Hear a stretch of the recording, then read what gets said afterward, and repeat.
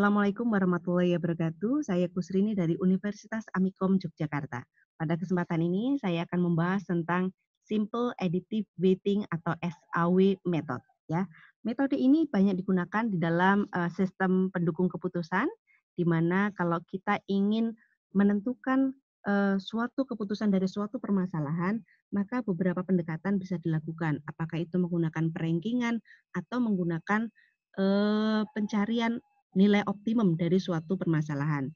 Nah, pada SAW ini termasuk pada kriteria yang dapat digunakan dalam rankingan atau permasalahan ini sering juga disebut dengan multi criteria decision making atau MCDM. Apa itu MCDM? Yaitu metode yang digunakan untuk mencari alternatif optimal dari sejumlah alternatif dengan kriteria tertentu.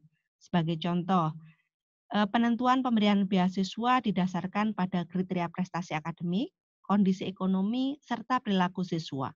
Oke, dalam keputusan ini digunakan 3 kriteria, yaitu prestasi akademik, kondisi ekonomi, dan perilaku siswa. Kemudian yang berikutnya, contoh yang lain adalah pemilihan rumah berdasarkan harga, lokasi, ukuran, dan sebagainya. Apa yang membedakan SAW atau MCDM ini dengan proses pencarian biasa, sistem informasi biasa, ya? Kalau kita menggunakan proses pencarian, maka yang terjadi adalah kita akan mencari alternatif hanya yang sama persis dengan kriteria yang kita inginkan.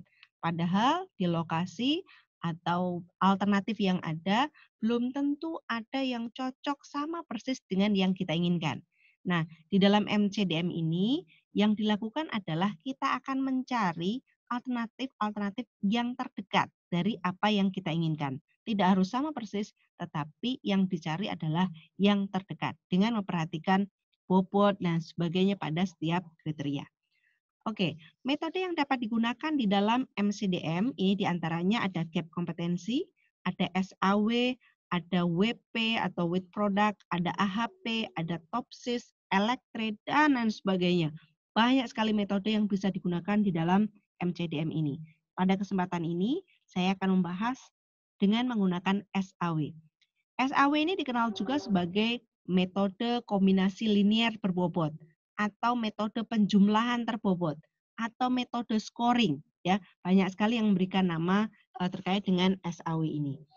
SAW merupakan cara yang sederhana dalam menyelesaikan MCDM, ya. Konsep dasar dari metode SAW ini adalah mencari penjumlahan terbobot dari rating kinerja pada setiap alternatif pada semua atribut. Skor total dari suatu alternatif nanti akan diperoleh dari menjumlahkan seluruh perkalian antara rating kinerja dengan bobot tiap atribut. Adapun langkah-langkah di dalam metode SAW dapat dilakukan sebagai berikut. Yang pertama, kita akan menentukan kriteria dan sifat kriterianya. Apakah dia termasuk biaya atau cost atau keuntungan atau kita biasa menyebutnya dengan benefit. Oke. Apa yang dimaksud dengan biaya atau keuntungan ini? Sebagai contoh, ketika saya ingin membeli rumah. Membeli rumah ada banyak kriteria. Salah satunya adalah harga. Yang lain adalah ukuran, luas, begitu ya. Kalau masalah harga, saya ingin yang murah. Karena yang murah itu berarti saya menginginkan yang nilai yang rendah, maka itu termasuk di dalam kriteria biaya atau cost. Oke.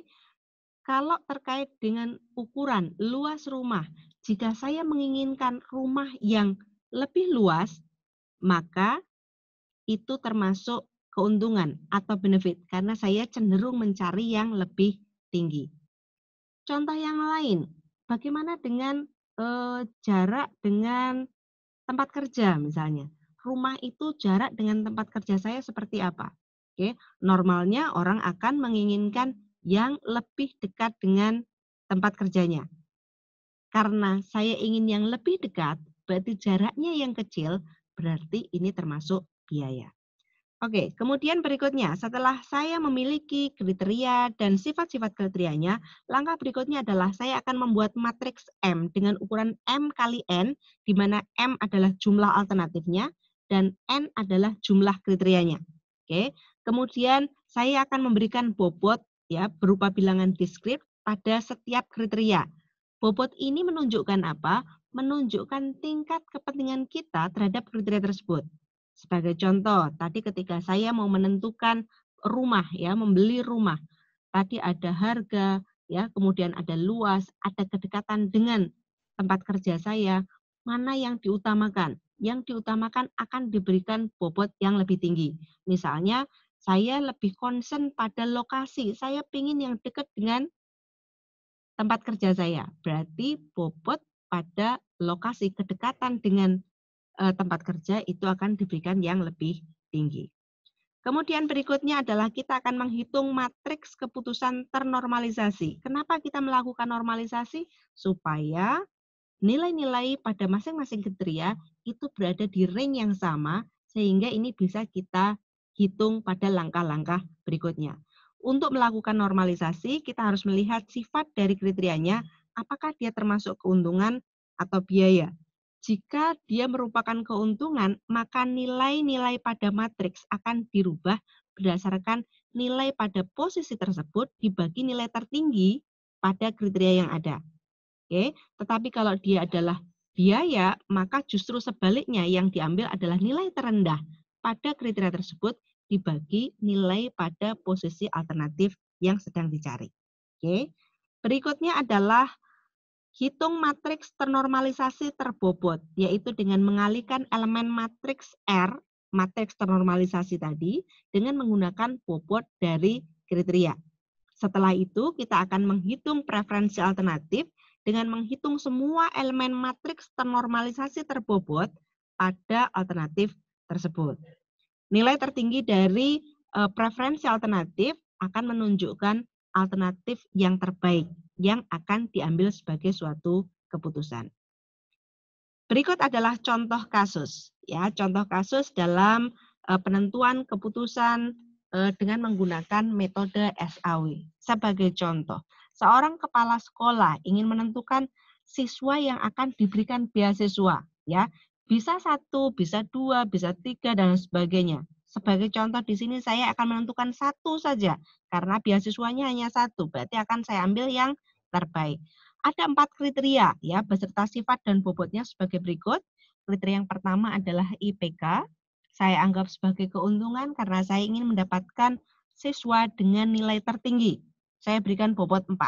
Kemudian yang berikutnya adalah penghasilan orang tua. Saya anggap sebagai biaya. Kenapa? Karena saya ingin mendapatkan siswa yang orang tuanya penghasilannya terendah. Lalu ada jumlah saudara, ya. Ini termasuk keuntungan. Kenapa? Karena saya akan mencari siswa yang jumlah saudaranya terbanyak. Oke. Kemudian level keaktifan organisasi. Ini termasuk keuntungan ya karena dia semakin aktif di organisasi akan semakin diprioritaskan untuk diberikan beasiswa. Oke. Kemudian diberikan matriks M, nilai-nilai dari alternatif. Sebagai contoh di sini ada 3 siswa. 3 alternatif, 3 siswa dengan 4 kriteria tadi. Siswa yang pertama itu nilai IPK-nya adalah 3,5. Penghasilan orang tuanya 2 juta, kemudian jumlah saudaranya 3, level keaktifan organisasinya 2. Ya. 2 ini bisa didefinisikan sebelumnya, misalnya kalau dia aktif sekali itu 3, kalau dia ikut itu 2, jadi anggota itu misalnya 1 dan sebagainya. Ya, ini bisa didefinisikan sebelumnya. Oke, setelah diberikan nilai-nilai pada matriks yang menggambarkan nilai kriteria pada semua alternatif, langkah berikutnya adalah kita akan menghitung matriks ternormalisasi. Oke, yang di bagian atas itu adalah matriks yang semula, ya, matriks awal. Kemudian kita tentukan sifatnya berdasarkan pada definisi sebelumnya. Tadi kriteria 1 adalah keuntungan, kriteria 2 adalah biaya, kriteria 3 adalah keuntungan, keempat juga keuntungan. Kemudian saya ambil nilai tertinggi atau terendah. Kalau keuntungan saya ambil tertinggi, kalau yang biaya saya ambil nilai terendah pada masing-masing kriteria. Oke. Kemudian berikutnya saya susun matriks ternormalisasi R yang paling bawah dengan cara menggunakan rumus yang sudah ditunjukkan tadi bahwa Kalau dia berupa keuntungan, nilai pada R itu adalah nilai pada posisi awal. Kalau saya sedang mencari pada K1, ya, S1, kriteria 1 pada siswa 1, kita tahu di situ bahwa nilai awalnya adalah 3,5, kemudian dibagi nilai tertinggi, yaitu 3,75, sehingga diperoleh nilai 0,93. Oke. Contoh yang lain, kalau saya ingin menghitung pada kriteria 2 dari siswa nomor 3. Oke. Di sini termasuk biaya, berarti rumusnya yang kedua, kita ambil nilai terendah dibagi nilai pada posisi yang sedang kita cari. Nilai terendahnya adalah 2 juta, posisi yang kita cari adalah 5 juta, sehingga nilainya adalah sebesar 0,4. Oke. Dengan cara yang sama kita akan mendapatkan nilai-nilai pada elemen-elemen yang lain. Oke. Di sini nilai pada matriks normalisasi tertinggi adalah 1. Jika teman-teman atau Bapak Ibu mendapatkan nilai yang lebih dari 1, maka itu indikasi Bapak Ibu salah dalam proses perhitungan. Oke, berikutnya adalah setelah kita punya matriks ternormalisasi, langkah berikutnya adalah menghitung matriks ternormalisasi terbobot. Apa itu? Dengan mengalihkan matriks R yang sudah kita temukan di langkah sebelumnya dengan bobot yang sudah ditentukan oleh pengguna. Tadi kita tentukan bobotnya adalah 4324 ya, sehingga saya akan punya nilai-nilai matriks ternormalisasi terbobot. Sebagai contoh di situ pada kriteria 1 dari siswa nomor 2 itu diperoleh dari nilai 0,85 dikalikan dengan 4 bobotnya, sehingga diperoleh nilai 3,41. Yang lain dengan cara yang sama kita bisa tentukan.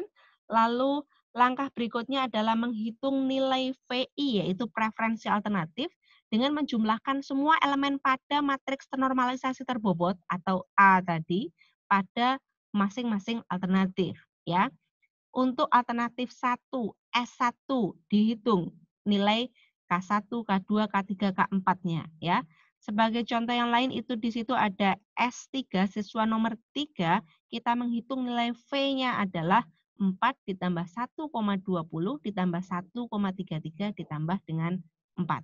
Sehingga diperoleh nilai 10,53.